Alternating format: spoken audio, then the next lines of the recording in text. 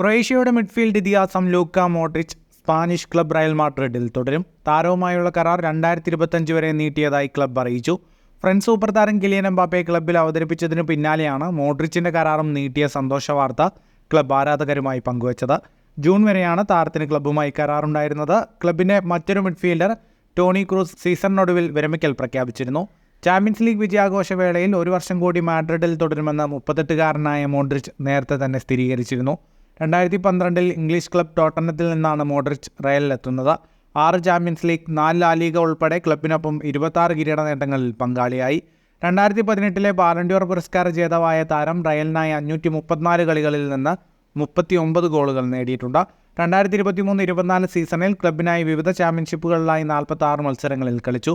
Real മാഡ്രിഡും ലൂക്ക മോഡ്രിച്ചും 2025 June 30 വരെ കരാർ നീട്ടിയതായി club ഔദ്യോഗിക പത്രക്കുറിപ്പിൽ അറിയിച്ചു. ഫുട്ബോൾ ലോകത്തെ കൂടുതൽ വാർത്തകൾക്കും വിശേഷങ്ങൾക്കുമായി സ്പോർട്സ് കഫേ ഇപ്പോൾ തന്നെ സബ്സ്ക്രൈബ് ചെയ്യുക.